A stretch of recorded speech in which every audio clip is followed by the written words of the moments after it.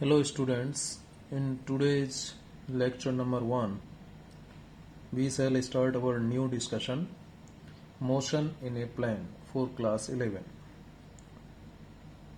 Dear students, already in chapter 3rd, that is motion in a straight line, we discussed the meaning of one-dimensional motion or rectilinear motion or motion in a straight line. हमने जाना कि motion in a straight line is a motion in which only one coordinate either X और Y और Z, इन तीनों में से कोई एक कोऑर्डिनेट टाइम के रेस्पेक्ट में चेंज होता है तो उसे हम motion in a straight line कहते हैं। जैसे किसी रोड पर चलती हुई बस, जैसे कि रोड पर चलता हुआ कोई और व्हीकल, ये सब motion in a straight line है। लेकिन यदि हम बात करें मोशन इन ए प्लेन की, तो मोशन इन ए प्लेन, देखिए जब हमने motion in a straight line की बात की थी तो कहते थे कि या तो पॉजिटिव डायरेक्शन में होगा या नेगेटिव डायरेक्शन में होगा। यदि हम स्ट्रेट लाइन मोशन की बात करें तो या तो पॉजिटिव डायरेक्शन में होती है या नेगेटिव डायरेक्शन में होती है। लेकिन यदि मोशन इन ए प्लेन की बात करें तो फिर उसको कैसे डिस्क्राइब करें? क्वेश्चन खड़ा हो जाता है कि if you want to describe the motion of an object in a plane, किसी ऑब्जेक्ट की मोशन को एक प्लेन में आप डिस्क्राइब करना चाहते हैं या स्पेस में डिस्क्राइब करना चाहते हैं तो फिर क्या करें? As we know that motion in a plane in which either X और वाई और जेड और X, it means any two coordinates are changing with respect to time. जब किसी मोशन में टाइम के रेस्पेक्ट में दो कोऑर्डिनेट्स चेंज हों तो मोशन इन ए प्लेन, जिसे हम और दूसरा नाम देते हैं टू डायमेंशनल मोशन, ये भी कहते हैं हम इसे, ठीक है। जिसे और हम क्या कह सकते हैं, इस तरीके से भी लिख सकते हैं 2D मोशन इस तरीके से भी लिख सकते हैं इसको, ठीक है। तो इस टू डायमेंशनल मोशन में क्या होता है? when any two coordinates either x y or yz or zx are changing continuously with respect to time। यदि टाइम के रेस्पेक्ट में कोई दो कोऑर्डिनेट बदले, या तो एक्स और वाई में चेंज आए या वाई और जेड में चेंज आए या जेड और एक्स में चेंज आए, तो ऐसी मोशन को हम क्या कहते हैं? Motion in a plane. This type of motion is known as motion in a plane। क्यों कहेंगे प्लेन? क्योंकि दो ही कोऑर्डिनेट से मिलकर के तो एक प्लेन बनता है। जैसे ये आप जानते हो, ये कोऑर्डिनेट एक्सिस होते हैं, ये एक्स एक्सिस होता है, ये वाई एक्सिस होता है और ये जेड एक्सिस होता है, आप जानते हो। तो ये जो प्लेन बना बेटा, ये जो प्लेन है ये एक्स वाई प्लेन है। सिमिलरली ये वाला जो प्लेन है ये वाई जेड प्लेन है, और ये वाला जो प्लेन मैं बना रहा हूँ, ये लास्ट में ये वाला जो प्लेन मैंने बनाया ये एक्स जेड प्लेन है।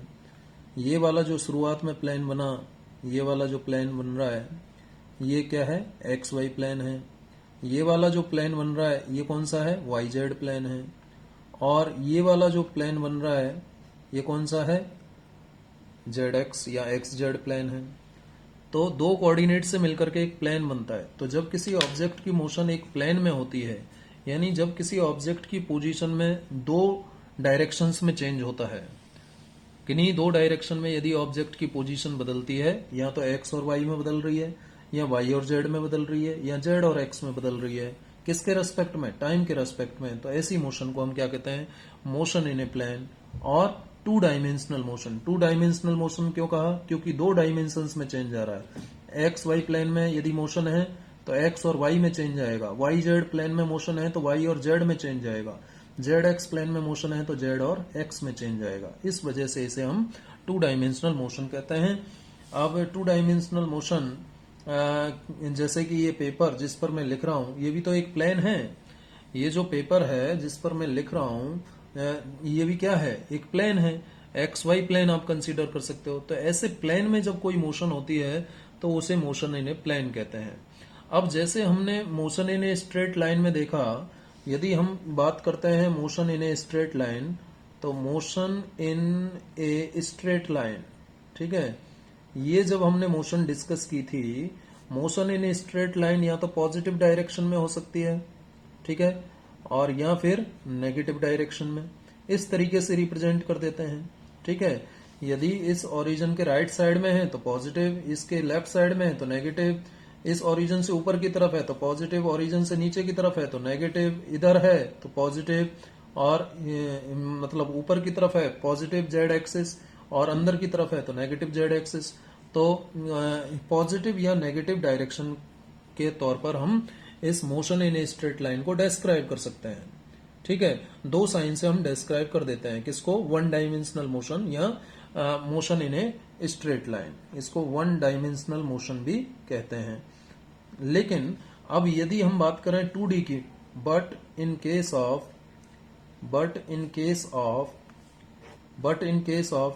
टू डायमेंशनल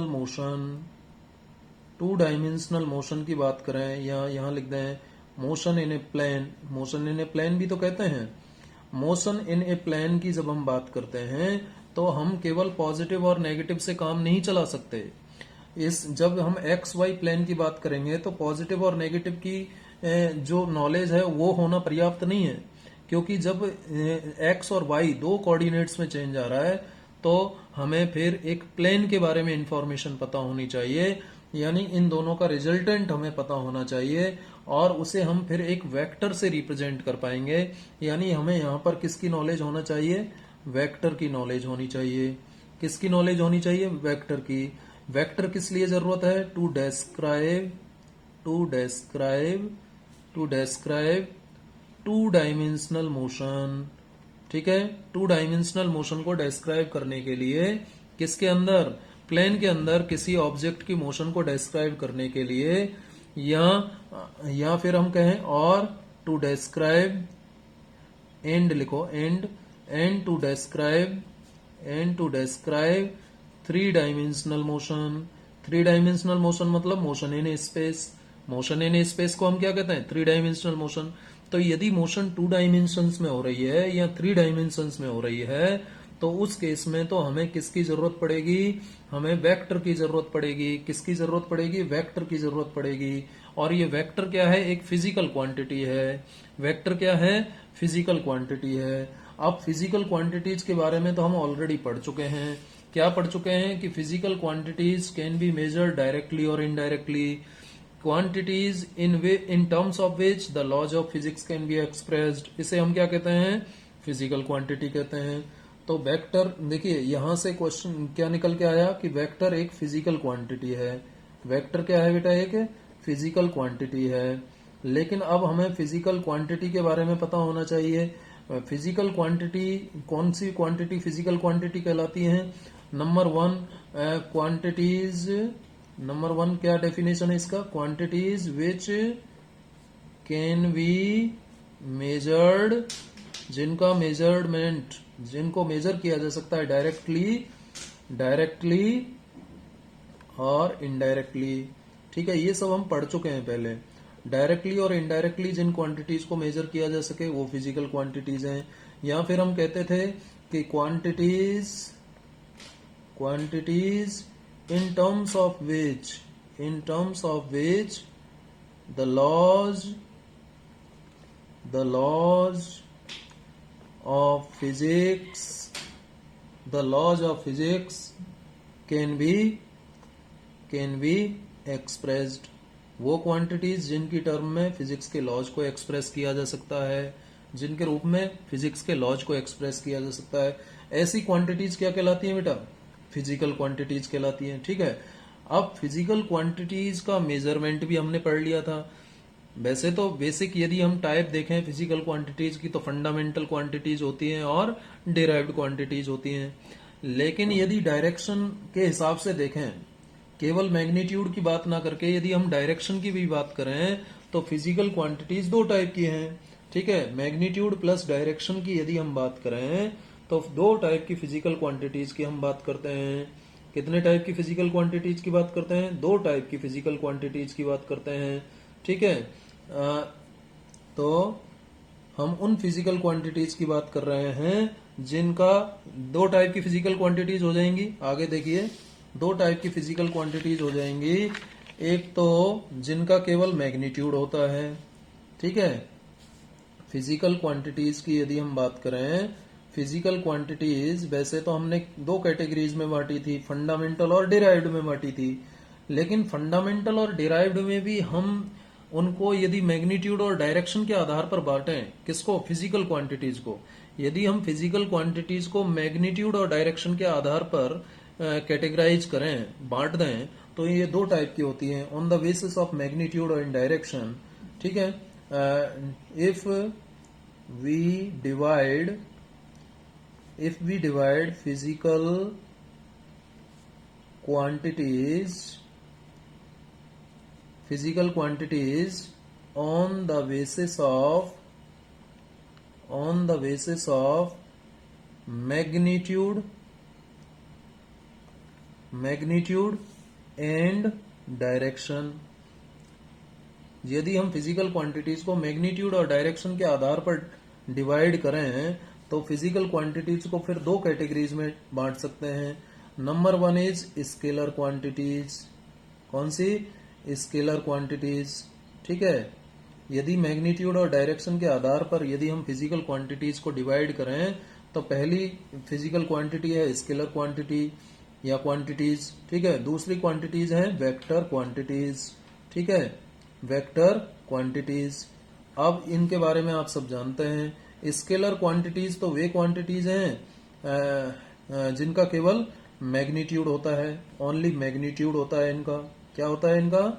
मैग्नीट्यूड होता है, बट नो डायरेक्शन। बहुत सारे एग्जाम्पल हैं ऐसे। एग्जाम्पल की यदि हम बात करें तो स्पीड एक स्केलर क्वांटिटी है। ठीक है, डिस्टेंस एक स्केलर क्वांटिटी है। ठीक है, स्पीड एक स्केलर क्वांटिटी है, डिस्टेंस एक स्केलर क्वांटिटी है, मास एक स्केलर क्वांटिटी है। बहुत सारे एग्जाम्पल हो सकते हैं जिनका केवल मैग्नीट्यूड होता है, जैसे लेंथ है, लेंथ एक स्केलर क्वांटिटी है, लेंथ भी लिख सकते हो आप इसमें। ठीक है, टाइम भी लिख सकते हो। क्या लिख सकते हो? टाइम भी लिख सकते हो। ठीक है, जैसे टेम्परेचर भी क्या है? ये सब स्केलर क्वांटिटीज हैं। वर्क, एनर्जी, वर्क है ना, एनर्जी है। वर्क और एनर्जी तो हालांकि एक ही बात होता है। ये सब कैसी क्वांटिटीज हैं? स्केलर क्वांटिटीज हैं। ठीक है, जिनका केवल मैग्नीट्यूड होता है, जिनमें कोई डायरेक्शन नहीं होती, उन्हें हम स्केलर क्वांटिटीज कहते हैं। और वेक्टर क्वांटिटीज में क्या होता है? मैग्नीट्यूड एंड डायरेक्शन दोनों होते हैं, दोनों की इंफॉर्मेशन होती है। Magnitude and direction both. ठीक है, जिसमें दोनों की इंफॉर्मेशन हो। ठीक है, vector quantities have magnitude and direction both, whereas scalar quantities have only magnitude but no direction. Scalar quantities केवल और केवल मैग्नीट्यूड रखती हैं लेकिन डायरेक्शन नहीं रखती। वेक्टर क्वांटिटीज मैग्नीट्यूड और डायरेक्शन दोनों रखती हैं। ठीक है, अब वेक्टर क्वांटिटीज के क्या एग्जांपल्स हो सकते हैं? बहुत सारे एग्जांपल हैं। जैसे कि आप दे दो एग्जांपल किसका? एक्सिलरेशन है। एक्सिलरेशन जो कि एक डिराइव्ड क्वांटिटी है। ठीक है, एक्सिलरेशन एक आपकी वेक्टर क्वांटिटी है। ठीक है, फोर्स एक वेक्टर क्वांटिटी है। क्या है? फोर्स एक वेक्टर क्वांटिटी है। डिस्प्लेसमेंट एक वेक्टर क्वांटिटी है। ठीक है, वेलोसिटी एक वेक्टर क्वांटिटी है।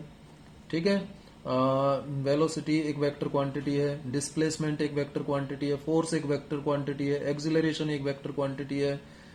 ठीक है, बहुत सारी क्वांटिटीज हो सकती है। तो ये सब वेक्टर क्वांटिटीज हैं। जिसमें मैग्नीट्यूड और डायरेक्शन दोनों होता है वो वेक्टर क्वांटिटीज कहलाती हैं। जिसमें केवल मैग्नीट्यूड होता है लेकिन डायरेक्शंस नहीं होती वो स्केलर क्वांटिटीज कहलाती हैं। इतनी बात समझ में आ गई होगी आपको। अब देखिए, इस चैप्टर में जो हम बात करेंगे केवल वेक्टर क्वांटिटीज के ऊपर बात करेंगे। यानी हम वेक्टर क्वांटिटीज को बेटा, जो ये वेक्टर क्वांटिटीज हैं इनको हम और किस नाम से जानते हैं? वेक्टर भी कह सकते हैं। सिंपली क्या कह सकते हैं? वेक्टर कह सकते हैं। क्या कह सकते हैं? वेक्टर। तो इस वेक्टर के बारे में जानना बहुत जरूरी है, क्योंकि वेक्टर हमें क्या बताएगा? मैग्नीट्यूड के साथ साथ डायरेक्शन भी बताएगा। वेक्टर हमें मैग्नीट्यूड के साथ साथ डायरेक्शन भी बताता है। ध्यान रहेगा, वेक्टर हमेशा हमें मैग्नीट्यूड के साथ साथ क्या बताता है? डायरेक्शन बताता है। ठीक है, तो वेक्टर क्वांटिटीज में आपके पास ये सारी क्वांटिटीज आ गई जिसमें मैग्नीट्यूड और डायरेक्शन दोनों होता है। और एक जो अब हम स्पेशली इस वेक्टर की बात कर लेते हैं बेटा। वेक्टर क्या होता है ये बात कर लें। वेक्टर वेक्टर क्या होता है? इंपॉर्टेंट है, बहुत अच्छे से समझना है आपको। ठीक है, और आसान भी है, कोई दिक्कत नहीं है। A vector is represented by a bold. यदि बुक में देखोगे तो बोल्ड लेटर्स में लिखा हुआ मिलेगा। ठीक है, बोल्ड लेटर्स यानी जो ब्लैक एकदम डार्क किए हुए रहते हैं। जैसे मैं आपको बताऊं इस एनसीईआरटी टेक्स्ट बुक में, तो देखिए ये जितने भी बोल्ड कर रखे हैं ना, ये बोल्ड है, ये बोल्ड है, ये बोल्ड है, ये बोल्ड है, ये बोल्ड है, ये सब वेक्टर को रिप्रेजेंट कर रहे हैं। जितने भी बोल्ड किए हुए हैं, ठीक है, जो बोल्ड लेटर्स हैं ये वेक्टर को रिप्रेजेंट करते हैं। ठीक है, बुक्स में तो। और सिंपली या फिर हम लिख देते हैं, यदि हम पेपर पर लिख रहे हैं तो बोल्ड लेटर लिख देते हैं। एंड एक पॉइंट तो ये है, वेक्टर यदि बोल्ड लेटर में नहीं लिखना है तो दूसरा तरीका भी है इसको रिप्रेजेंट करने का। Vector is also represented by an arrow placed over a letter. किसी लेटर के ऊपर एक एरो यदि लगा दिया जाए तो उसे भी हम वेक्टर कहते हैं। जैसे एफ वेक्टर, तो फोर्स एक वेक्टर क्वांटिटी हो गई। जैसे और एग्जांपल्स दे दो, जैसे एक्सिलरेशन। ठीक है, एक्सिलरेशन ये एक वेक्टर हो गया। जैसे v के ऊपर वेक्टर लगा दिया तो वेलोसिटी वेक्टर क्वांटिटीज हैं ये। ठीक है, या फिर कोई और वेक्टर है, जैसे मान लीजिए ए वेक्टर है एक, ए मान लीजिए इसको वेक्टर बनाना है तो इसके ऊपर एरो लगा दो। ऐसे बी एक वेक्टर बनाना है तो इसके ऊपर एरो लगा दो। तो ये सब वेक्टर्स हैं। क्या है? ये वेक्टर्स हैं। ठीक है, तो जो भी वेक्टर होता है ना बेटा, वेक्टर को हम देखिए ऐसे रिप्रेजेंट करते हैं, इस तरीके से रिप्रेजेंट करते हैं। देखो एरो से रिप्रेजेंट करते हैं, इस टाइप का होता है वेक्टर। ये छोटे छोटे लगा रखे हैं ना, ये सब वेक्टर कहलाते हैं, ये वेक्टर कहलाते हैं। तो ये फोर्स एक वेक्टर, इसके ऊपर वेक्टर लगाया इसका मतलब ये फोर्स वेक्टर क्वांटिटी है। इसके ऊपर वेक्टर लगाया इसका मतलब ये स्मॉल ए वेक्टर क्वांटिटी है। v के ऊपर वेक्टर लगाया इसका मतलब v एक वेक्टर क्वांटिटी है। a के ऊपर वेक्टर लगाया मतलब a एक वेक्टर क्वांटिटी है। b के ऊपर वेक्टर लगाया मतलब v एक वेक्टर क्वांटिटी है। अब इस वेक्टर के बारे में और थोड़ा जान लो। क्या है कि जो इसका वेक्टर का लेंथ होगा ना बेटा, देखो ये कहलाता है टिप। ये क्या कहलाता है? टिप। टिप कहते हैं इसको, जिसको और दूसरा नाम भी देते हैं हम, हेड भी कहते हैं बेटा इसको। क्या कहते हैं? हेड। या फिर और नाम दे देते हैं, क्या नाम देते हैं इसको? कहते हैं टर्मिनल पॉइंट। टर्मिनल पॉइंट भी कहते हैं, टर्मिनल पॉइंट भी कहते हैं। ठीक है, वैसे ही ये वाला जो पॉइंट है इसको कहते हैं हम टेल। क्या कहते हैं? टेल। ठीक है, टेल कह दो, या फिर और क्या कह दो? इनिशियल पॉइंट कह देते हैं इसको। इनिशियल पॉइंट, यहां से स्टार्ट हो रहा है ये इनिशियल पॉइंट। ठीक है, इसको हम टर्मिनल पॉइंट, लास्ट का पॉइंट, फाइनल पॉइंट कह सकते हैं। ठीक है, तो ये जो लेंथ है इस वेक्टर की, ये लेंथ ऑफ द वेक्टर, मान लीजिए ये कोई वेक्टर है, इसको नाम दे सकते हो आप, ये ओ नाम दे दिया और इसको पी नाम दे दिया। तो कैसे लिखेंगे वेक्टर को? ओ से पी। पहले कौन सा पॉइंट लिखना है आपको? पी नहीं लिखना है, पहले लिखना है टेल वाला, ओ लिख दिया। फिर हेड वाला लिखना है पी। और वेक्टर कहां से कहां लगाएंगे? ऐसे उल्टा मत लगाना, कहां से कहां लगाना है, इनिशियल से टर्मिनल पॉइंट की तरफ। तो इनिशियल यानी टेल कौन है, ओ, और आपका हेड कौन है, पी, यानी टर्मिनल कौन है, पी। तो ओ से पी की तरफ ऐसे वेक्टर लगाना है। ठीक है, ये वेक्टर का रिप्रेजेंटेशन हो गया। अब देखिए एक इंपॉर्टेंट बात, लेंथ ऑफ एनी वेक्टर, किसी भी वेक्टर का जो लेंथ होता है, गिव्स इट्स मैग्नीट्यूड, उसका मैग्नीट्यूड को देता है। Length of any vector gives its magnitude. ठीक है, एंड एरो हेड, जो एरो हेड है बेटा, ये जो एरो हेड है ये आपको क्या बताता है, arrow head gives the direction, gives its direction. ठीक है, एरो हेड इसकी डायरेक्शन को बताता है, और लेंथ ऑफ वेक्टर क्या बताता है, इसके मैग्नीट्यूड को बताता है। लेंथ तो बताता है मैग्नीट्यूड को कि लंबाई कितनी है इसकी। ठीक है, यानी टेल और हेड के बीच का डिस्टेंस कितना है, वो क्या कहलाता है, मैग्नीट्यूड। और जो ये एरो हेड है, ये एरो का जो डायरेक्शन है, ये जो एरो हेड है बेटा, ये इस वेक्टर के डायरेक्शन को बताता है, ध्यान रखिएगा। और इस तरीके से इसको रिप्रेजेंट किया जाता है। ठीक है, ये बात समझ में आई। अब ये रिप्रेजेंटेशन का बात बता दिया, और डायरेक्शंस तो आपको पता होंगी। ठीक है, डायरेक्शंस कैसे पता होंगी, ये बातें तो आपको बहुत अच्छे से पता है, मैंने आपको पहले भी बताई है कि ये नॉर्थ डायरेक्शन होता है, ये साउथ होता है, ये ईस्ट होता है, ये वेस्ट होता है। तो ये डायरेक्शंस का भी नॉलेज आपको होना चाहिए। ठीक है, अब हम स्पेशली किसकी बात कर रहे हैं बेटा, वेक्टर की बात कर रहे हैं। ठीक है, अब किसी भी वेक्टर का जब मैग्नीट्यूड आप निकालते हो ना, मैग्नीट्यूड, एक लास्ट पॉइंट लिख लो वेक्टर के बारे में, मैग्नीट्यूड, मैग्नीट्यूड। ठीक है, जिसे आप मॉडुलस कहते हो, क्या कहते हो, मॉडुलस, मैथमेटिक्स में पढ़ा होगा ना मॉडुलस। मैग्नीट्यूड और modulus of any vector, of any vector.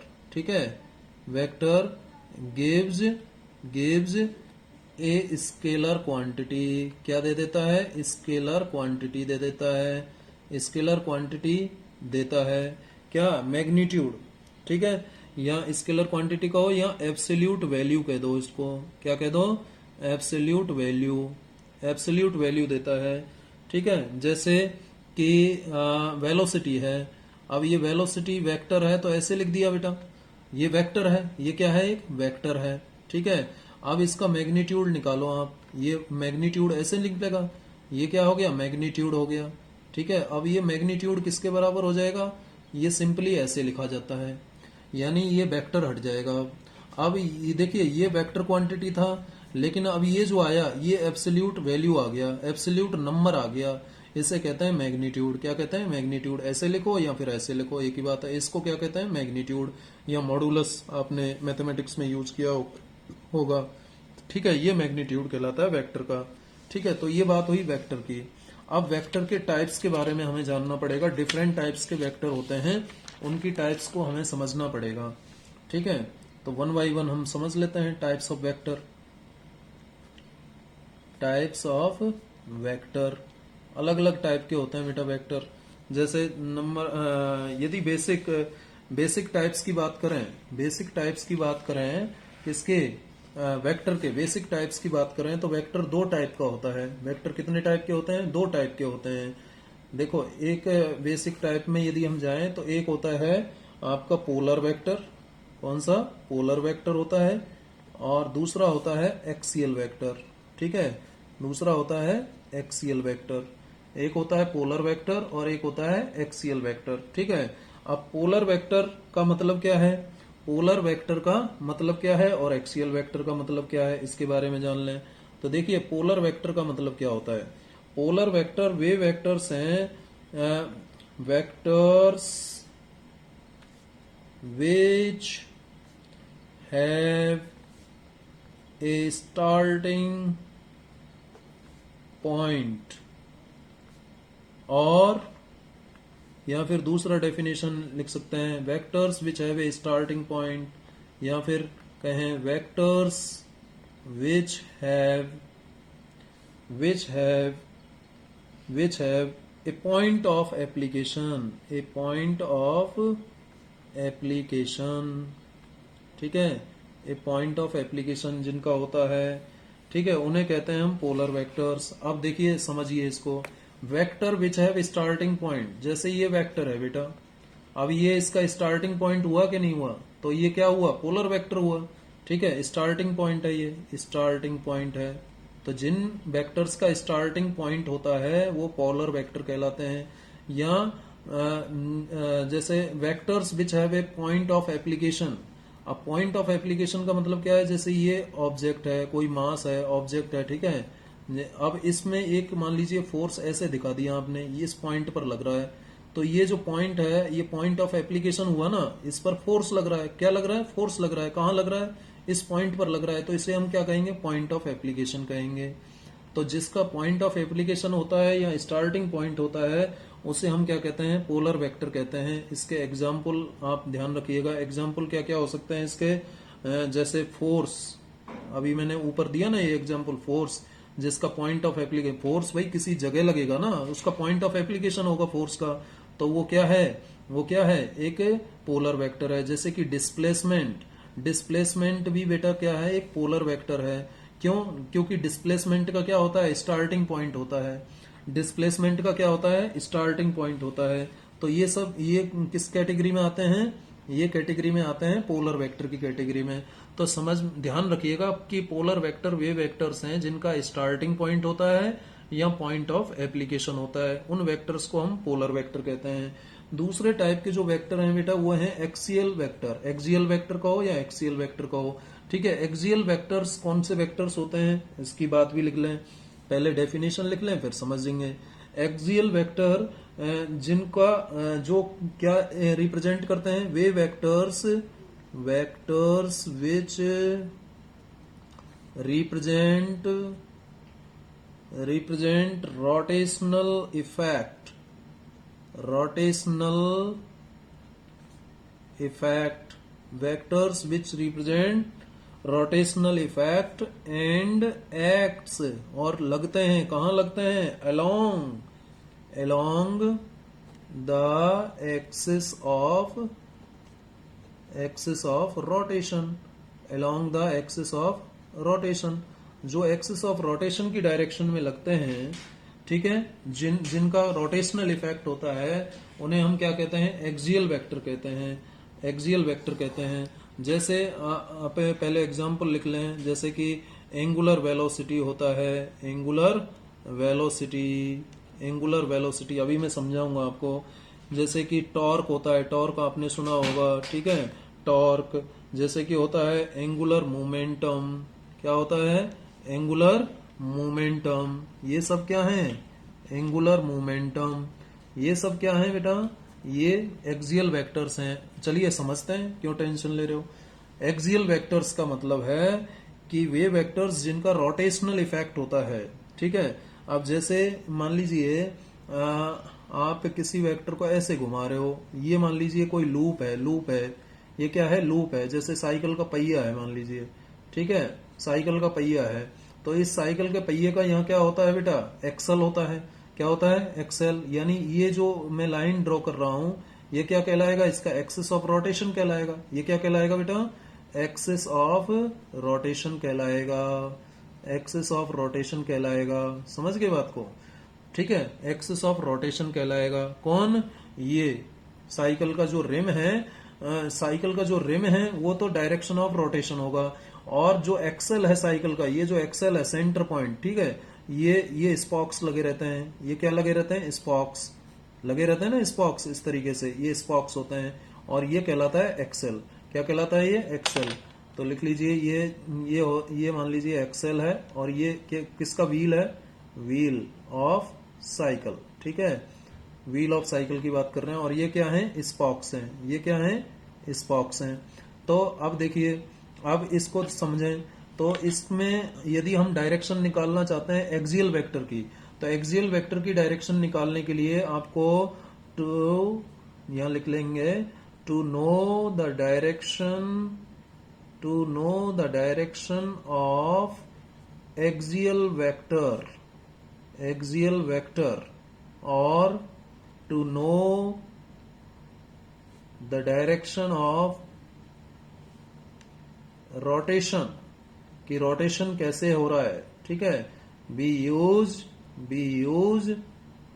Use right hand thumb rule. 10th class में पढ़ा है आपने साइंस में, 10th क्लास में राइट हैंड थंब रूल पढ़ा है, जिसको और क्या कहते हैं, cork screw rule. Cork screw rule, Maxwell cork screw rule भी कहते हैं इसे, मैक्सवेल ने दिया तो मैक्सवेल कॉर्क स्क्रू रूल भी कहते हैं।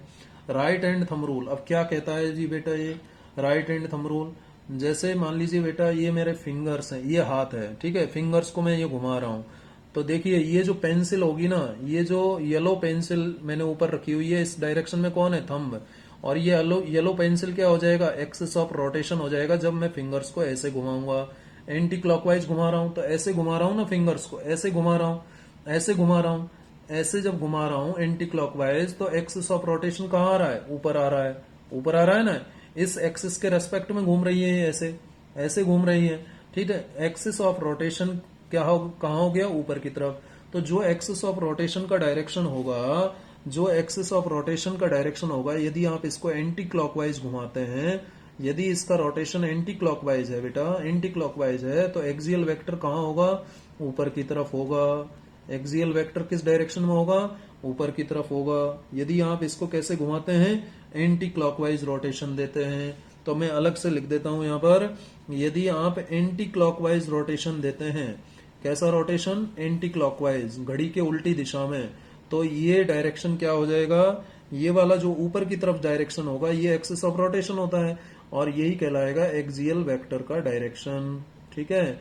और ये तो कब है, जब आपने रोटेशन कैसा लिया है, एंटी क्लॉकवाइज रोटेशन लिया है, एंटी क्लॉकवाइज रोटेशन, ठीक है, एंटी क्लॉकवाइज रोटेशन के लिए है ये तो।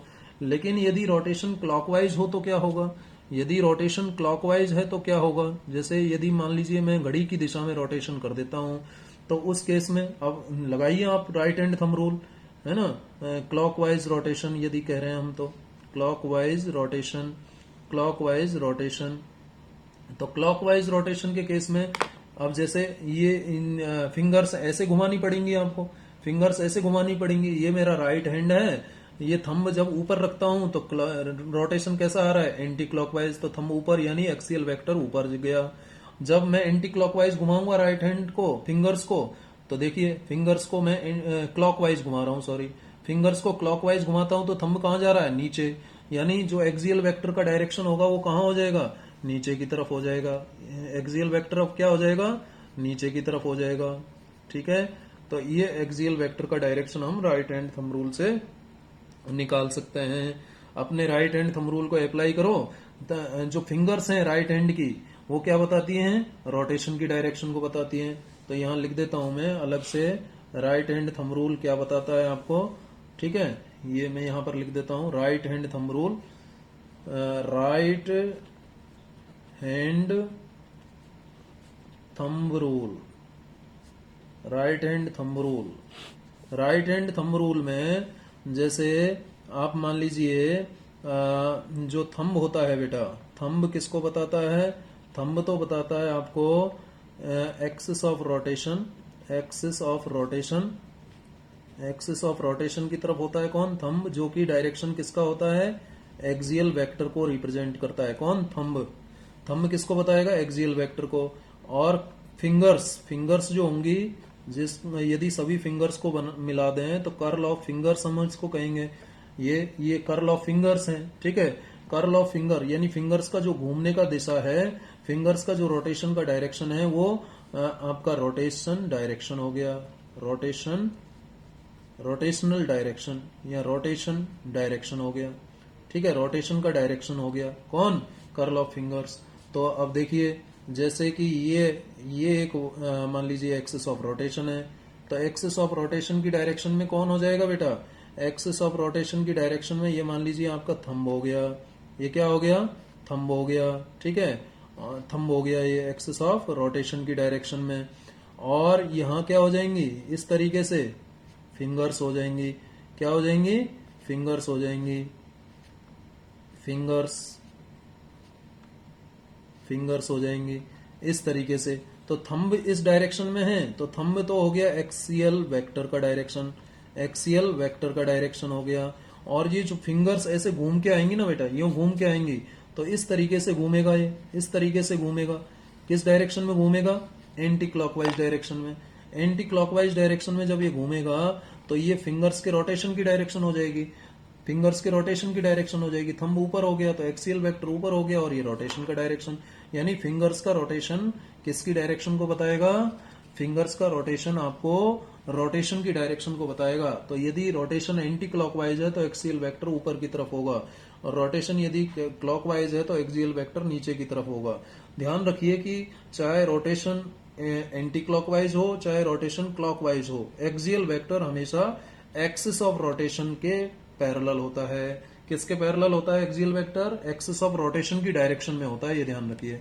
जिस डायरेक्शन में एक्सिस ऑफ रोटेशन होगा उसी डायरेक्शन में एक्सियल वेक्टर होगा। तो ये बात हुई दो वेक्टर्स की, basically polar vector and axial vector.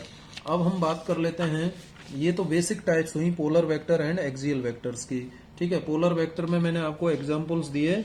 Polar vector में जैसे कि फोर्स एक पोलर वेक्टर है, डिस्प्लेसमेंट एक पोलर वेक्टर है, वैसे ही एक्सियल वेक्टर में मैंने आपसे कहा कि एंगुलर मोमेंटम एक पोलर वेक्टर एक्सियल वेक्टर है, और ये आपका टॉर्क एक क्या है? एक्सियल वेक्टर है, और ये आपका एंगुलर वेलोसिटी एक एक्सियल वेक्टर है। भाई दरवाजे को जब आप खोलोगे, किसी रूम के दरवाजे को खोलोगे, तो केवल और केवल आप यूं कह दो कि 5 न्यूटन फोर्स लगा दो, 5 न्यूटन फोर्स लगाने से थोड़ी ना खुल जाएगा। आपको डायरेक्शन भी तो देखना पड़ेगा ना कि 5 न्यूटन फोर्स आप कैसे लगा रहे हो। मान लीजिए इस पेन को आप घुमाना चाहते हो, रोटेशन देना चाहते हो, तो कैसे? रोटेशन में ऐसे थोड़ी आया, ये रोटेशन तो सीधे जा रहा है ये। अगर आप इसको ऐसे घुमाना चाहते हो, ऐसे घुमाना चाहते हो, तो आपको फोर्स का डायरेक्शन भी ध्यान रखना पड़ेगा कि आपको फोर्स कैसे लगाना है। ठीक है, इस तरीके से फोर्स बदलते जाना है, फोर्स का डायरेक्शन बदलेगा तभी तो ये रोटेशन में आएगा। ठीक है, तो फोर्स के मैग्नीट्यूड के साथ साथ डायरेक्शन का भी नॉलेज होना जरूरी है यदि आप रोटेशन को एक्सप्लेन करना चाहते हैं तो। ठीक है, अब देखिए कुछ इंपॉर्टेंट डेफिनेशंस हैं किसकी? वेक्टर्स की, उनके बारे में हमें जानना होगा। सबसे पहले हम बात करेंगे modulus of vector. Modulus of vector, modulus of vector का मतलब मैग्नीट्यूड ऑफ वेक्टर, जिसे हम और क्या कहते हैं बेटा? Magnitude, magnitude of vector.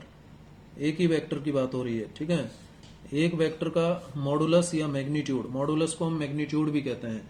तो कैसे लिखेंगे? मॉडुलस ऑफ वेक्टर और मैग्नीट्यूड ऑफ वेक्टर क्या एक ही बात हो गया? आप डिफाइन कर सकते हो कि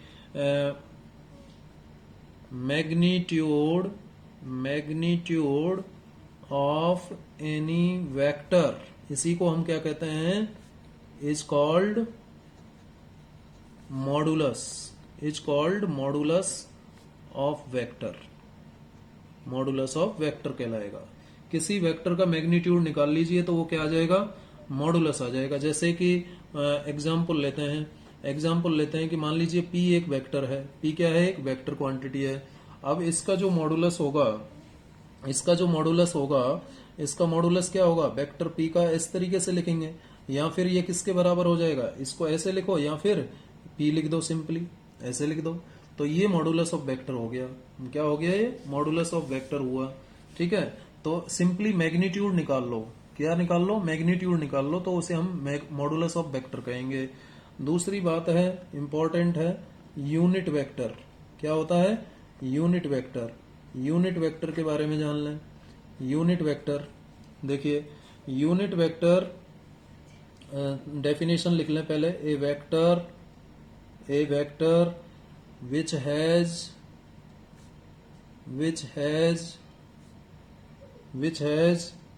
magnitude equal to यूनिटी मतलब 1, जिसका मैग्नीट्यूड 1 होता है। ठीक है, मैग्नीट्यूड 1 होता है, but has a particular direction या स्पेसिफाइड डायरेक्शन, जिसका एक स्पेसिफाइड डायरेक्शन होता है लेकिन मैग्नीट्यूड क्या होता है, 1 होता है। एक ऐसा वेक्टर जिसका मैग्नीट्यूड 1 हो लेकिन स्पेसिफाइड डायरेक्शन हो, उसका एक निश्चित दिशा हो, उसे कहते हैं इज कॉल्ड यूनिट वेक्टर। उसे क्या कहते हैं, यूनिट वेक्टर कहते हैं बेटा। सीधी सी बात है, किसी वेक्टर का मैग्नीट्यूड यदि 1 आ रहा है और उसकी कोई डायरेक्शन भी है तो उसे हम यूनिट वेक्टर कहते हैं। ठीक है, क्या कहते हैं, यूनिट वेक्टर कहते हैं।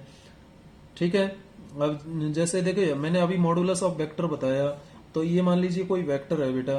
अब इसमें मैं कहता हूं कि ये 5i कैप है। ठीक है, ये वेक्टर क्या है, 5i कैप है। ये वेक्टर p का वैल्यू है, मान लीजिए ये वेक्टर p लिया था ना, तो इसमें जो 5 है ना बेटा, ये है मॉडुलस। ये क्या है, मॉडुलस, ये मैग्नीट्यूड है। और ये आई कैप क्या बता रहा है, यूनिट वेक्टर है। ये यूनिट वेक्टर है, यानी मैग्नीट्यूड और डायरेक्शन दोनों को मिला दें तो एक वेक्टर बनता है। मैग्नीट्यूड और डायरेक्शन, मैग्नीट्यूड इनटू डायरेक्शन, ये बनता है एक वेक्टर। क्या बनता है, वेक्टर। किसी वेक्टर को मैग्नीट्यूड इनटू डायरेक्शन लिखा जाता है। तो 5 क्या है, मॉडुलस, यह मैग्नीट्यूड हो गया। और आई कैप क्या है, यूनिट वेक्टर हो गया। तो आई कैप जो यूनिट वेक्टर है वो आपको क्या बताएगा, वो डायरेक्शन बताएगा, क्योंकि इसका मैग्नीट्यूड तो 1 होता है आई कैप का। ठीक है, लेकिन ये डायरेक्शन आपको बता देगा।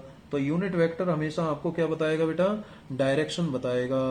यूनिट वेक्टर, जैसे कि ये वेक्टर आपने लिखा वेक्टर p, इस वेक्टर p को आपने क्या लिखा कि वेक्टर p का मैग्नीट्यूड इनटू p कैप, और p कैप क्या हो गया, यूनिट वेक्टर हो गया। भाई किसी भी वेक्टर को हम मैग्नीट्यूड ऑफ वेक्टर या modulus of vector into unit vector ऐसे लिखते हैं। ठीक है, यूनिट वेक्टर लिखते हैं। तो वेक्टर p का यूनिट वेक्टर क्या हो गया, p कैप हो गया। वेक्टर p का यूनिट वेक्टर क्या हो गया, वेक्टर p का यूनिट वेक्टर हो गया p कैप। ठीक है, तो p कैप, p वेक्टर जो ये लिखा है ये तो है मॉडुलस, मॉडुलस और magnitude, magnitude of vector p। ठीक है, और ये p कैप क्या है, unit vector, unit vector of vector p। Vector p का यूनिट वेक्टर है।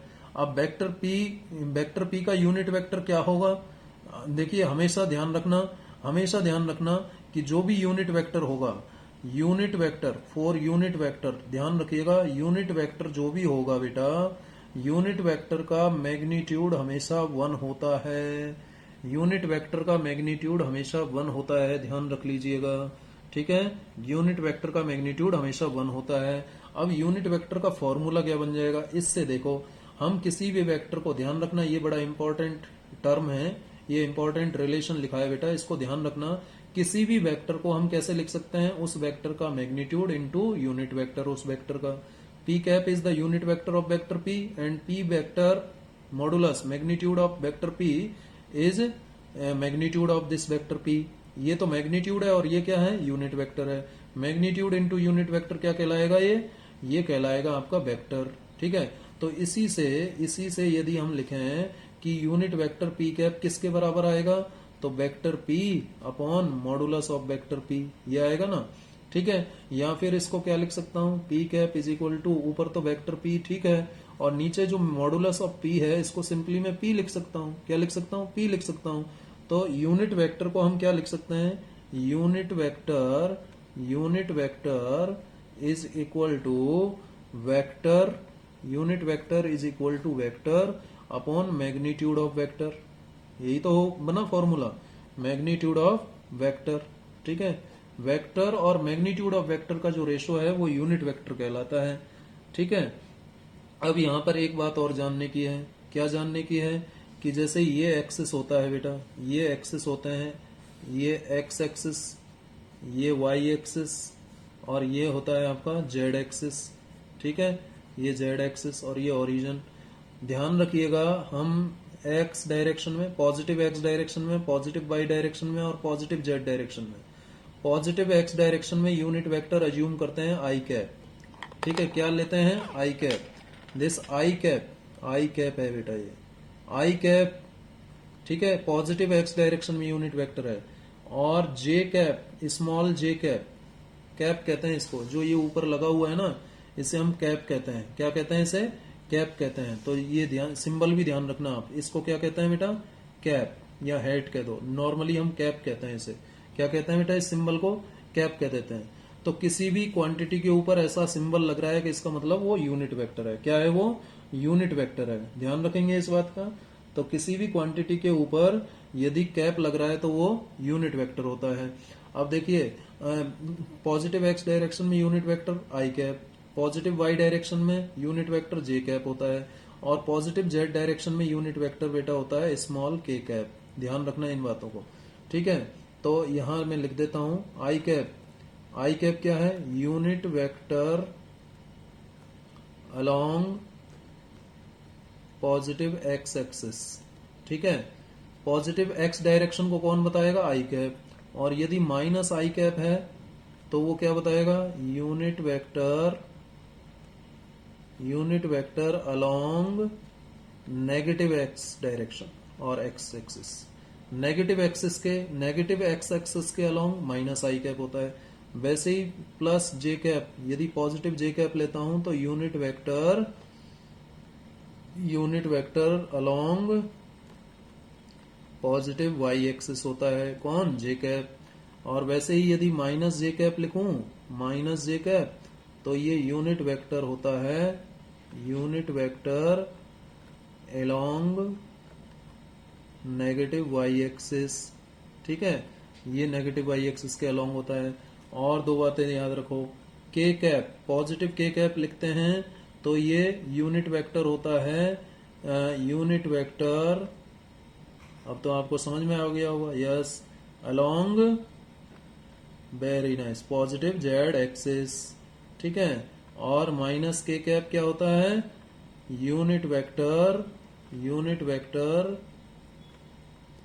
अलोंग नेगेटिव जेड एक्सिस, ठीक है।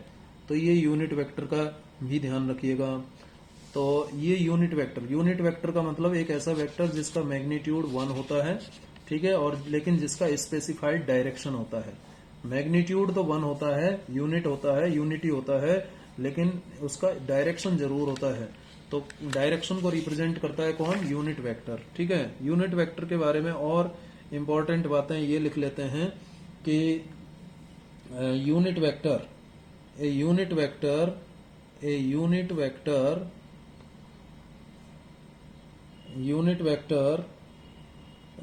Of P is written as, कैसे लिखा जाएगा, P का यूनिट वेक्टर कैसे लिखा जाएगा, P कैप, ठीक है।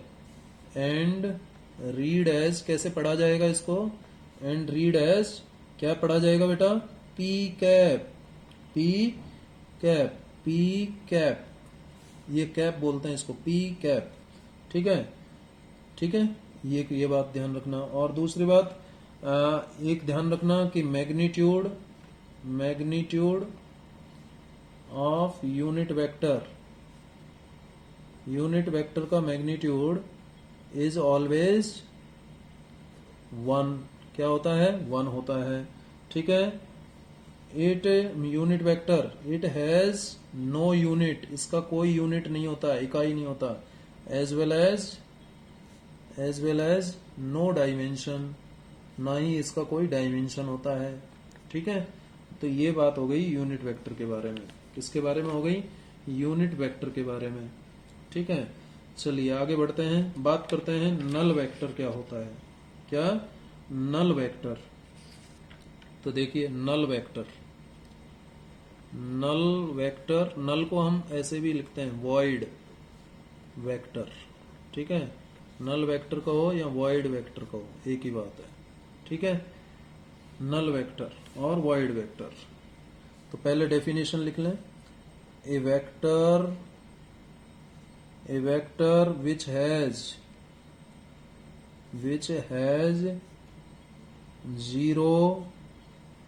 जीरो क्या, मैग्नीट्यूड, जिसका मैग्नीट्यूड 0 होता है, ठीक है। And having an arbitrary direction, जिसका कोई भी डायरेक्शन हो सकता है, पता नहीं, अनसर्टेन होता है, ठीक है, is called is called is called null vector. Null vector बोलो, वॉइड वेक्टर बोलो, या फिर बोलो जीरो वेक्टर। क्या बोल सकते हैं? जीरो वेक्टर भी बोलते हैं इसको। ठीक है, नल वेक्टर, वॉइड वेक्टर और जीरो वेक्टर एक ही बात है। ठीक है, तो जिसका मैग्नीट्यूड जीरो होता है, जिसका मैग्नीट्यूड जीरो होता है, जीरो मैग्नीट्यूड, लेकिन डायरेक्शन आर्बिट्रेरी होता है, कुछ भी डायरेक्शन हो सकता है, कोई पता नहीं होता। ठीक है, तो इसे कहते हैं हम जीरो वेक्टर। और जीरो वेक्टर को रिप्रेजेंट किया जाता है जीरो से। जीरो वेक्टर को किससे लिखा जाता है? जीरो से। जीरो वेक्टर, जीरो वेक्टर इस तरीके से, जीरो के ऊपर वेक्टर, और जीरो वेक्टर का जो मैग्नीट्यूड है वो हमेशा क्या आएगा? जीरो आएगा। जीरो वेक्टर का मैग्नीट्यूड क्या आएगा? जीरो आएगा। ठीक है, तो एग्जाम्पल क्या दे सकते हो आप जीरो वेक्टर के? बताइए, एग्जाम्पल कुछ दे सकते हो जीरो वेक्टर के? भाई, जो भी स्टेशनरी ऑब्जेक्ट्स होते हैं, जो भी रेस्ट ऑब्जेक्ट होते हैं, स्टेशनरी या फिर रेस्ट ऑब्जेक्ट, जो ऑब्जेक्ट एक ही जगह पर रुके हुए हैं, जिनकी वेलोसिटी जीरो है। ठीक है, जिनकी वेलोसिटी जीरो है, तो स्टेशनरी ऑब्जेक्ट या रेस्ट ऑब्जेक्ट का जो वेलोसिटी वेक्टर होगा, वेलोसिटी वेक्टर क्या होगा? इनका जो वेलोसिटी वेक्टर होगा वो एक जीरो वेक्टर कहलाएगा, क्योंकि इनकी वेलोसिटी क्या होगी? जीरो होगी। ठीक है, और सिमिलरली इनका एक्सिलरेशन, इनका एक्सिलरेशन भी क्या होगा? एक्सिलरेशन वेक्टर भी क्या कहलाएगा बेटा? वो भी जीरो वेक्टर कहलाएगा, क्योंकि एक्सिलरेशन भी क्या होता है इनका? जीरो होता है। तो एक्सिलरेशन वेक्टर कौन से? ध्यान रखना, स्टेशनरी ऑब्जेक्ट का, ये जरूर ध्यान रखना है, स्टेशनरी ऑब्जेक्ट का। ठीक है, ठीक है, एक्सिलरेशन वेक्टर किस स्टेशनरी ऑब्जेक्ट का एक्सिलरेशन वेक्टर जीरो होता है। या फिर कोई यूनिफॉर्म स्पीड के साथ यदि चल रहा है, किसके साथ? यूनिफॉर्म वेलोसिटी के साथ, यानी वेलोसिटी में कोई चेंज नहीं आ रहा है, uniform velocity, uniform velocity, uniform velocity जब किसी ऑब्जेक्ट की होती है तो उसका एक्सिलरेशन जीरो होता है। ठीक है, तो एक्सिलरेशन वेक्टर जीरो वेक्टर होता है किसका? यूनिफॉर्म वेलोसिटी के साथ जब कोई ऑब्जेक्ट चलता है। तो अब देखिए, ये जो जीरो वेक्टर है ना, इसकी एक खास बात है। इसकी खास बात क्या है? When we multiply, when we multiply zero vector with any other vector, ठीक है, other vector, it makes other vector a zero vector. ये अदर वेक्टर को भी क्या बना देता है? जीरो वेक्टर बना देता है, यानी अस्तित्व को खत्म कर देता है। तो इसकी दोस्ती अच्छी नहीं है। ठीक है, जीरो वेक्टर यदि किसी के साथ मल्टीप्लाई होगा तो उस वेक्टर को भी क्या बना देगा? जीरो बना देगा। और देखिए दूसरा पॉइंट जीरो वेक्टर के बारे में, जीरो वेक्टर के बारे में और पॉइंट है, व्हेन वी ऐड और सब्ट्रैक्ट, व्हेन वी ऐड और subtract zero vector to any other vector, it makes no changes, it makes no changes in other vector। तो ये अदर वेक्टर में कोई चेंज नहीं कर पाता है।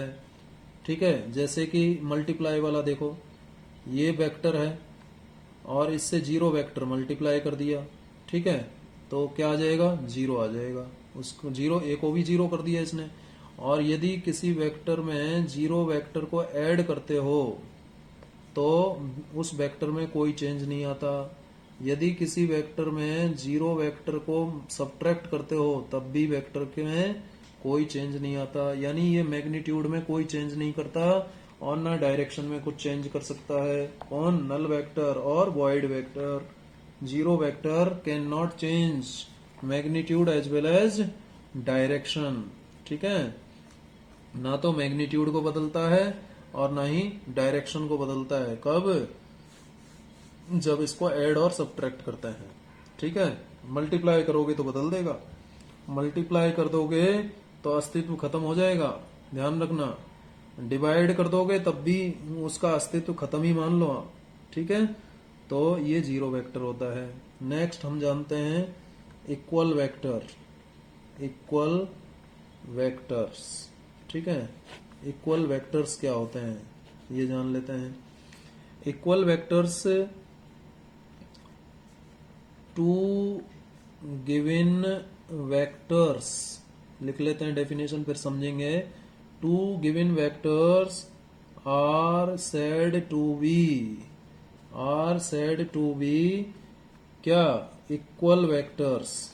इक्वल वेक्टर्स कहलाएंगे कोई दो vectors if both the vectors have what? equal magnitude, यदि दोनों वेक्टर्स का मैग्नीट्यूड बराबर है, एंड इक्वल या फिर कहो same direction, same direction, direction same है और मैग्नीट्यूड भी बराबर है, ऐसे दो वेक्टर्स को इक्वल वेक्टर कहते हैं।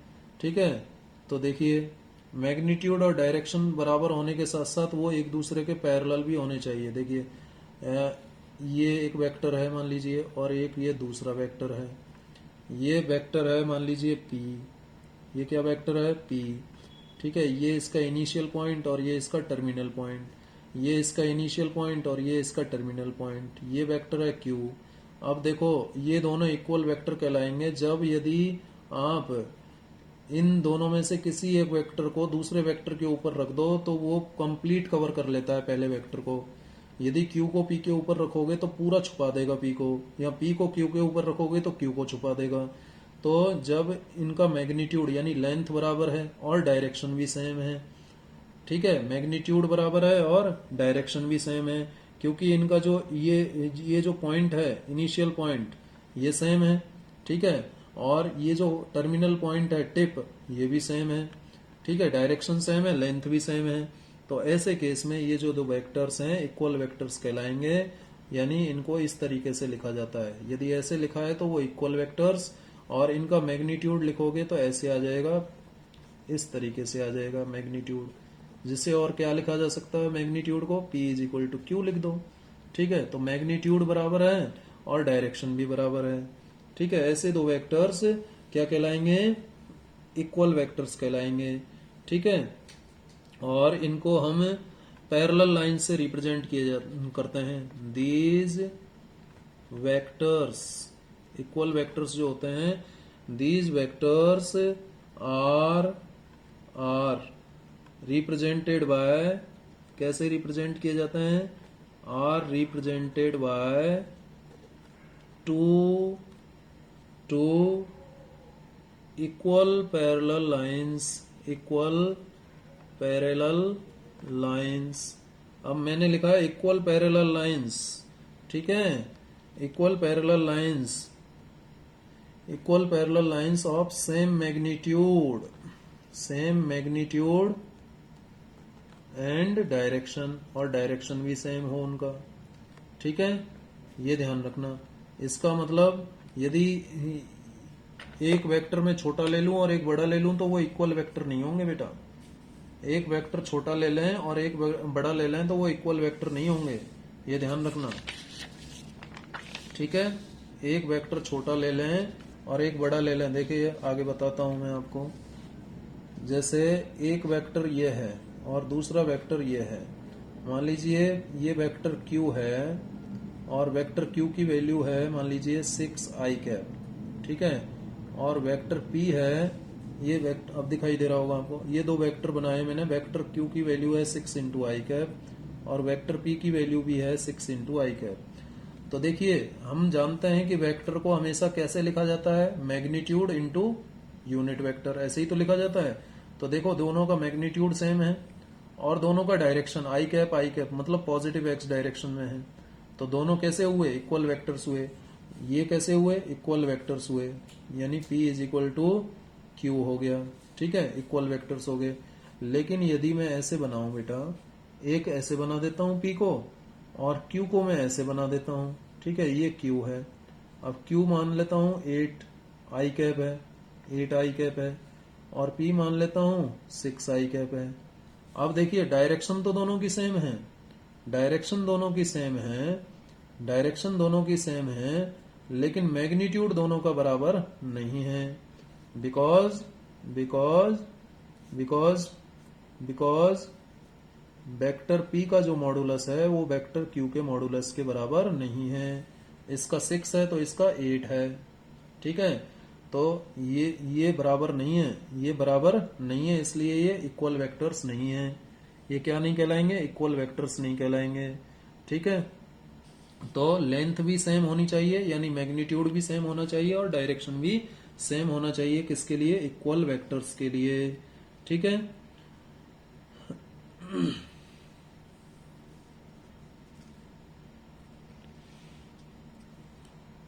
चलिए आगे बात करते हैं। और आगे जो हम बात करेंगे वो है नेगेटिव वेक्टर्स। कैसे वेक्टर्स, नेगेटिव वेक्टर्स, नेगेटिव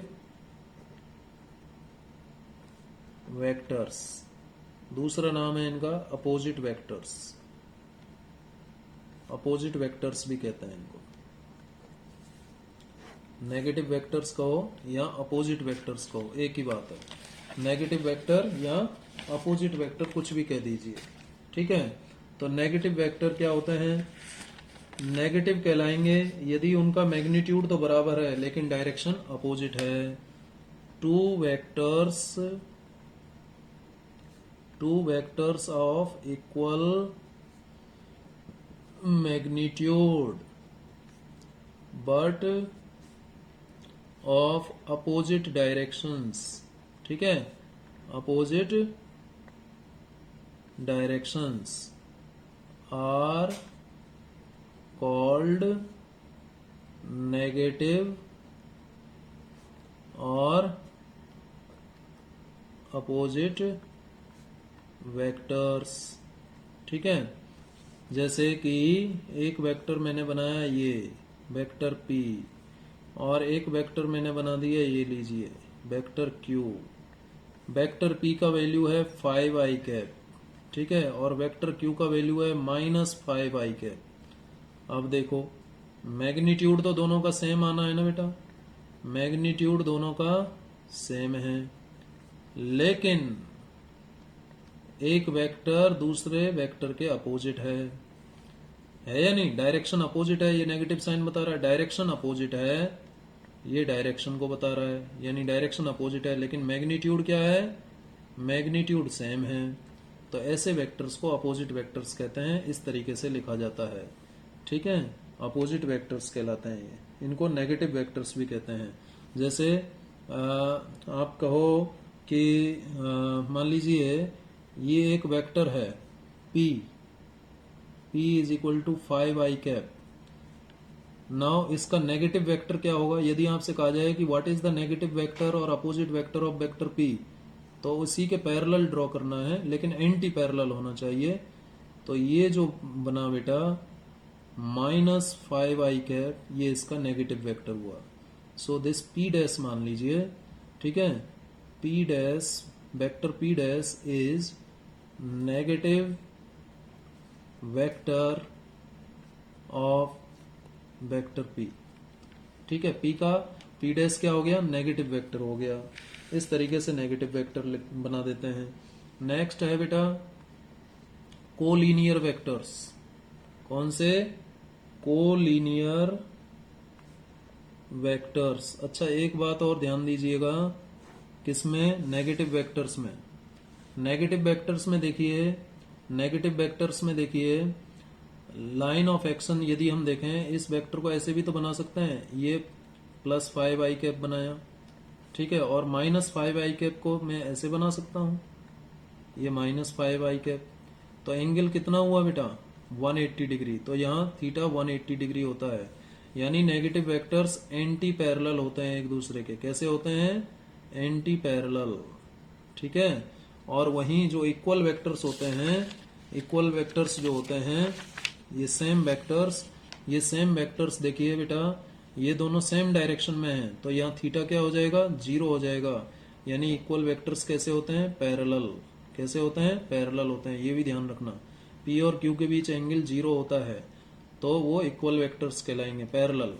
और यदि एंगल 180 है तो वो नेगेटिव वेक्टर कहलाएंगे, एंटी पैरेलल होते हैं नेगेटिव वेक्टर। ठीक है, चलिए कोलीनियर वेक्टर्स। ठीक है, कोलीनियर वेक्टर्स, यदि वेक्टर्स सेम लाइन के अलोंग हैं या पैरेलल लाइंस हैं के अलोंग हैं, ठीक है, तो उनको कोलीनियर वेक्टर कहते हैं। किसे कोलीनियर वेक्टर कहेंगे, two or more vectors are said to be, अभी एग्जांपल दूंगा बेटा, are said to be, two or more vectors are said to be collinear. कैसे कहलाएंगे, कोलीनियर कहलाएंगे when these vectors act along same lines। ठीक है, lines मतलब directions, same directions. ठीक है, और यहाँ इनको क्या कह सकते हैं, पैरेलल, पैरेलल। ठीक है, parallel to each other, parallel to each other. ठीक है, जैसे मैं वेक्टर बनाऊं, ये देखिए एक वेक्टर ये बनाया P, एक इसी डायरेक्शन में जा रहा है Q। अब देखिए मैग्नीट्यूड अलग अलग है लेकिन पैरेलल है। कैसे हैं, पैरेलल है, एक ही डायरेक्शन में है। Are said to be collinear when these vectors act along same line, same direction में है ना, सेम लाइन में है। या फिर इनको ऐसे बना दूं, ये P है और ये मान लीजिए Q है। ठीक है, ये Q है और ये P है। अब हैं तो पैरेलल ना, ठीक है, पैरेलल हैं। कोलिनियर यानी पैरेलल, एक ही जगह एक ही डायरेक्शन में एक्ट कर रहे हैं, जिनका डायरेक्शन ऑफ एक्शन, ठीक है, डायरेक्शन ऑफ एक्शन क्या हो, एक्ट अलोंग सेम डायरेक्शन। वे वेक्टर्स जो कि सेम डायरेक्शन में एक्ट करते हैं, यानी एक दूसरे के पैरेलल होते हैं, चाहे वो सेम वेक्टर्स हों। ये देखिए, ये वेक्टर है एक Q, ठीक है, और यदि इसका इस डायरेक्शन में एक वेक्टर अपोजिट करें और ड्रॉ करें P, तो ये भी कोलिनियर वेक्टर कहलाएंगे। ठीक है, तो if two vectors are collinear vectors, then they can be represented along a line in the same direction, or along the parallel lines in the same direction, or along parallel lines in opposite directions। तो ये भी collinear होंगे। ठीक है, ये भी collinear होंगे, ये भी कोलिनियर होंगे, जो कि सेम डायरेक्शन में एक्ट कर रहे हैं, जो कि पैरेलल हैं एक दूसरे के, जो कि एंटी पैरेलल हैं। ये सब कैसे कहलाते हैं, कोलिनियर कहलाते हैं, कोलिनियर कहलाते हैं। ठीक है, चलिए अब इस केस में एंगल अलग अलग हो सकते हैं बेटा। जैसे यहां पर एंगल 0 हो गया, यहां पर एंगल क्या हो गया, 0 हो गया। यहां पर कितना हो जाएगा, एंटी पैरेलल है तो 180 हो जाएगा। ठीक है, 180 हो जाएगा। अब देखिए एक वेक्टर होता है कोप्लेनर वेक्टर। क्या होता है, कोप्लेनर वेक्टर, कोप्लेनर वेक्टर या वेक्टर्स। कोप्लेनर वेक्टर्स कौन कौन से होते हैं, coplanar vectors, coplanar vectors, vectors lying in the same plane, जो सेम प्लेन में होते हैं। ठीक है, vectors lying in the same plane are called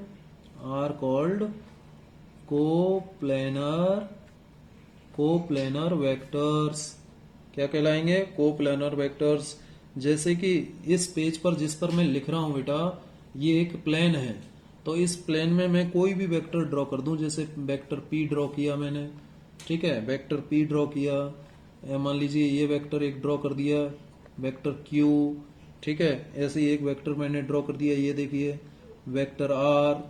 तो ये सब क्या है, एक ही प्लेन में ड्रॉ किए जा रहे हैं, तो ये को प्लेनर वेक्टर्स कहलाएंगे। वे वेक्टर्स जो एक ही प्लेन में ड्रॉ किए जाते हैं वो को प्लेनर वेक्टर्स कहलाते हैं, ठीक है। अब ये तो को प्लेनर हो गए, ये तो को प्लेनर हो गए, नो डाउट, ये तो को प्लेनर है। देखिए ये पेन रख दिया, ये एक वेक्टर है मान लीजिए, और ये पेंसिल रख दी, ये को प्लेनर वेक्टर है, एक ही प्लेन में। लेकिन यदि इस पेंसिल को ऐसे रख दूं मैं, तो अब देखिए ये जो पेन है और ये जो पेंसिल है, अब ये को प्लेनर नहीं हुए, क्योंकि पेंसिल तो अब वर्टिकल प्लेन में हो गई, ठीक है। यदि जब ये पेंसिल ऐसे रखी है तो ये को प्लेनर है, ये कैसे हैं, को प्लेनर है, इस पेज पर रखे हुए हैं। लेकिन पेंसिल को या पेन को ऐसे रख दूं मैं, ऊपर की तरफ कर दूं, ठीक है, या ऐसे कर दूं, तो ये को प्लेनर नहीं होंगे, ठीक है। ये अब को प्लेनर नहीं है, ठीक है। अब ये को प्लेनर है, ये देखिए ये सब को प्लेनर है, ठीक है। लेकिन इनमें से किसी को भी ऐसे कर दिया जाए, एक ऐसे कर दूं, एक ऐसे कर दूं, ठीक है, तो अब ये को प्लेनर नहीं है। लेकिन ये नीचे कैसे भी रखे हों, एक ही प्लेन में कैसे ही रख दो इनको, तो ये को प्लेनर कहलाते हैं। तो जो एक ही प्लेन में एग्जिस्ट करते हैं, ड्रॉ किए जाते हैं, उसे हम को प्लेनर वेक्टर्स कहते हैं। अब एक नेक्स्ट वेक्टर है को इनिशियल वेक्टर। क्या होता है बेटा, को इनिशियल वेक्टर, उसके बारे में भी जानते हैं। को इनिशियल नाम से ही पता चल रहा है भाई, को इनिशियल वेक्टर्स जो एक ही जगह से स्टार्ट होते हैं, vectors which have same initial points, ठीक है, vectors which have same initial point, जिनका इनिशियल पॉइंट सेम हो, ठीक है। Vectors which have same initial point are called what, coinitial vectors. अब इसको तो आसानी से ड्रॉ कर सकते हो आप, जैसे ये एक इनिशियल पॉइंट मान लेता हूं, इससे एक ये वेक्टर ड्रॉ किया, वेक्टर पी, इससे एक ये वेक्टर ड्रॉ किया, ये वेक्टर क्यू, ठीक है, इससे एक और वेक्टर ड्रॉ किया, ये vector are.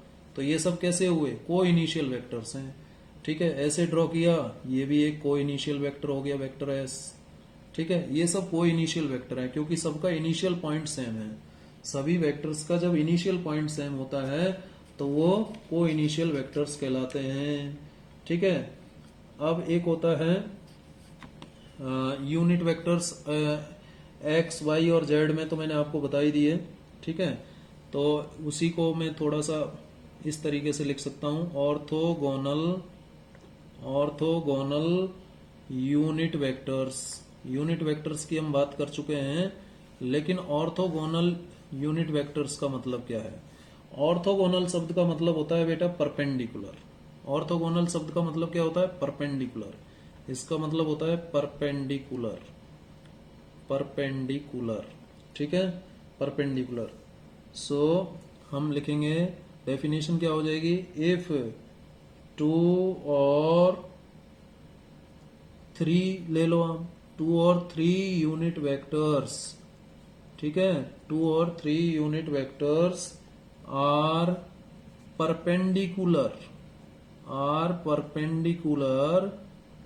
To each other, ठीक है। If 2 or 3 unit vectors are perpendicular to each other, then these unit vectors are called orthogonal unit vectors। जैसे कि ये लीजिए, ये एक्सिस मैंने ड्रॉ किया, ये एक्स, ये वाई एक्सिस, ये जेड एक्सिस, ये ओरिजिन, ये तीनों एक्सिस एक दूसरे के म्यूचुअली परपेंडिकुलर हैं।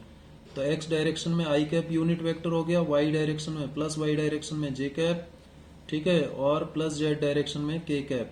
तो आई कैप, जे कैप, के कैप, ये ऑर्थोगोनल यूनिट वेक्टर्स हो गए।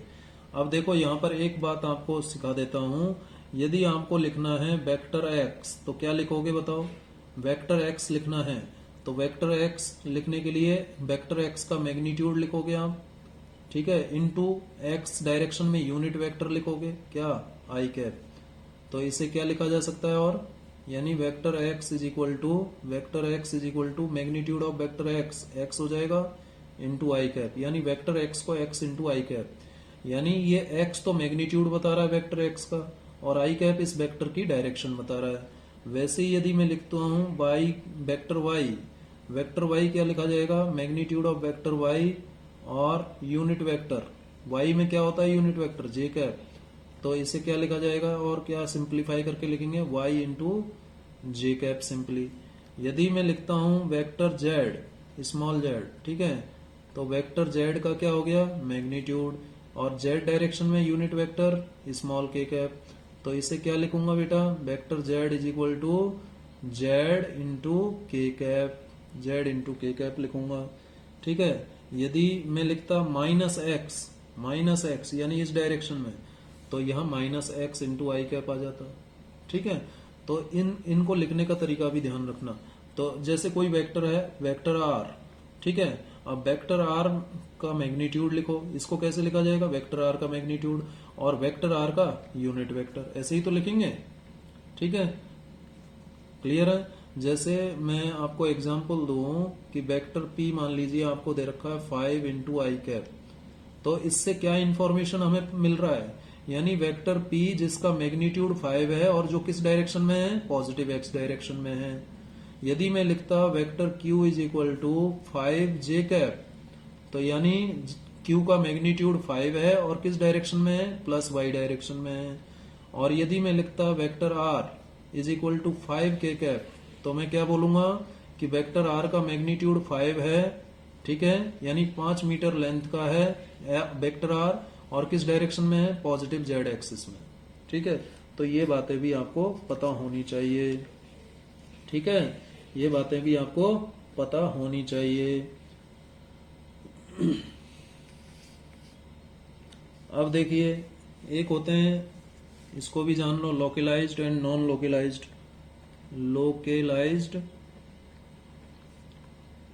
वेक्टर्स, ठीक है। लोकलाइज्ड वेक्टर्स कौन से वेक्टर्स होते हैं, वे वेक्टर्स जिनका इनिशियल पॉइंट फिक्स होता है, ठीक है, vectors whose initial point is fixed, जिन वेक्टर का इनिशियल पॉइंट फिक्स होता है वो लोकलाइज्ड वेक्टर होते हैं। कैसे होते हैं, लोकलाइज्ड वेक्टर होते हैं, ठीक है। अभी आगे हम देखेंगे लोकलाइज्ड वेक्टर क्या होते हैं। नॉन लोकलाइज्ड की डेफिनेशन भी लिखो, non localized vectors whose initial point is not fixed, vectors whose initial points are not fixed, जिनके इनिशियल पॉइंट फिक्स नहीं होते वो नॉन लोकलाइज्ड कहलाते हैं, ठीक है। जैसे कि इसमें एग्जांपल दे सकते हो, जैसे कि इसमें वेलोसिटी एक नॉन लोकलाइज्ड वेक्टर है, वेलोसिटी वेक्टर, और इसमें एग्जांपल दे सकते हो लोकलाइज्ड में, जैसे पोजीशन वेक्टर, ठीक है, position vector is localized vector, लेकिन वेलोसिटी जो वेक्टर है ये नॉन लोकलाइज्ड वेक्टर है। तो आप देखिए यहाँ प्रश्न खड़ा हो गया कि ये पोजीशन वेक्टर क्या होता है और वेलोसिटी वेक्टर क्या होता है, डिस्प्लेसमेंट वेक्टर क्या होता है। तो लास्ट में हम ये भी जान लेते हैं कि what is meaning of position vector and what is meaning of displacement vector, ठीक है। तो पोजीशन एंड डिस्प्लेसमेंट वेक्टर दोनों की बात एक साथ कर लेते हैं। डिस्प्लेसमेंट वेक्टर बहुत ही इंपॉर्टेंट है, ध्यान से समझिएगा, पोजीशन एंड डिस्प्लेसमेंट वेक्टर। तो सबसे पहले पोजीशन की बात करूं, a vector which gives position of an object with reference to the origin, a vector, definition लिख लेते हैं पहले, a vector which gives position of an object with reference to the origin of a coordinate system. अभी समझेंगे बेटा, coordinate system is called position vector. उसे क्या कहते हैं? Position vector. पोजीशन वेक्टर को नॉर्मली स्मॉल आर वेक्टर या capital R vector से रिप्रेजेंट किया जाता है। ठीक है, ठीक है। पोजीशन वेक्टर हमें क्या क्या इंफॉर्मेशन देता है कि ऑब्जेक्ट ने ओरिजिन से कितना मिनिमम डिस्टेंस कवर किया है और किस डायरेक्शन में किया है। डिस्टेंस और डायरेक्शन दोनों के बारे में इंफॉर्मेशन देता है। कौन? Position vector. It gives information, अभी देखेंगे, जानेंगे अभी, इंफॉर्मेशन अबाउट, किसके बारे में? It gives information about distance and direction of an object. ठीक है, ये होता है पोजीशन वेक्टर। चलिए अब पहले डिस्प्लेसमेंट वेक्टर भी लिख लेते हैं डेफिनेशन। वो वेक्टर जो हमें ये बताता है कि किस डायरेक्शन में ऑब्जेक्ट की पोजीशन बदली है इन ए गिवन इंटरवल ऑफ टाइम। ठीक है, उसे हम कहते हैं डिस्प्लेसमेंट वेक्टर। तो ये बात हो गई किसकी? पोजीशन वेक्टर की। और दूसरी जो मैं बात कर रहा हूं वो बात कर रहा हूं डिस्प्लेसमेंट वेक्टर की। A vector which tells how much and in which, कितना और किस दिशा में। ठीक है, in which direction, how much and in which direction an object has changed, किसे बदल दिया है ऑब्जेक्ट ने? has changed its position in a given interval of time, given interval of time में। ठीक है, किसी वेक्टर ने कितना और किस दिशा में अपनी पोजीशन को बदला है, उसे हम क्या कहते हैं? Is called displacement vector.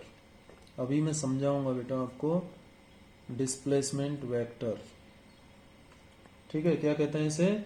Displacement vector कहते हैं। देखिए जैसे ये एक ले लिया हमने कोऑर्डिनेट सिस्टम। ठीक है, समझते हैं।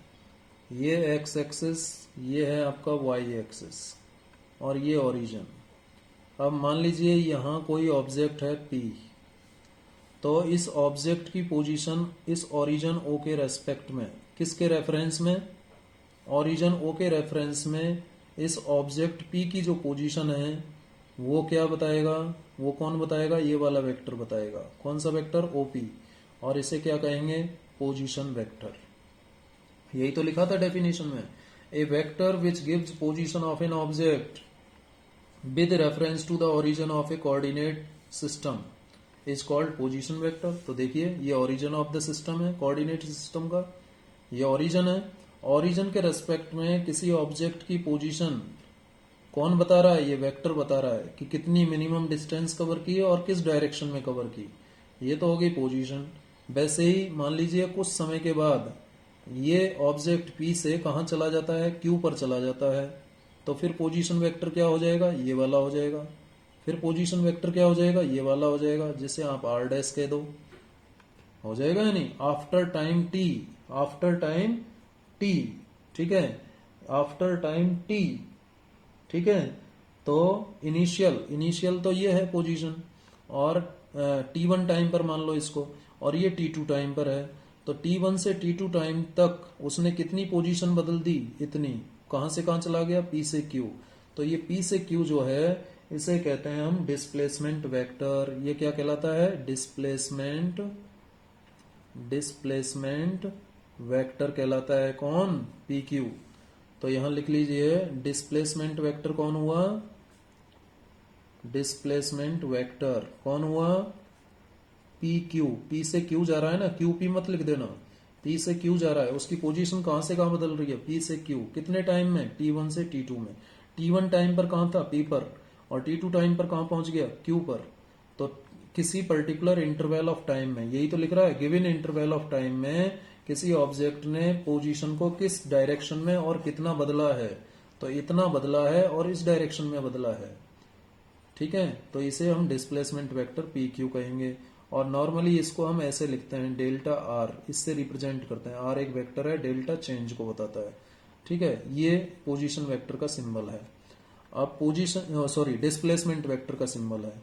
अब पोजीशन वेक्टर, दो पोजीशन वेक्टर हैं। Position vector at time t1 time पर यदि देखें तो पोजीशन वेक्टर क्या है, ओ पी, यही तो है। t1 टाइम पर पोजीशन क्या है, पार्ट ऑब्जेक्ट की p पर है, तो इसे r1 कह दिया, ठीक है। या r कह दो सिंपली, क्या कह दिया, r कह दिया, ठीक है। और position vector at time t2, ये हो गया आपका OQ। क्या हो गया, OQ। ये यदि R1 ही ले लो, इसको R2 ले लो, ठीक है। ये R2 ले लो डैश के बजाय, और इसको R1 ले लो। कुछ भी ले सकते हो, R और R डैश भी ले सकते हो, R1 R2 ले लो आप, ये ज्यादा सिंपल है। R1 R2 ये क्या है, पोजीशन वेक्टर है, क्योंकि R1 तो जो पोजीशन बता रहा है वो टाइम T1 पर बता रहा है, और R2 पोजीशन किस समय बता रहा है, T2 पर। और P से Q यानी डेल्टा R क्या बता रहा है कि पोजीशन में कितना चेंज आया और किस डायरेक्शन में आया।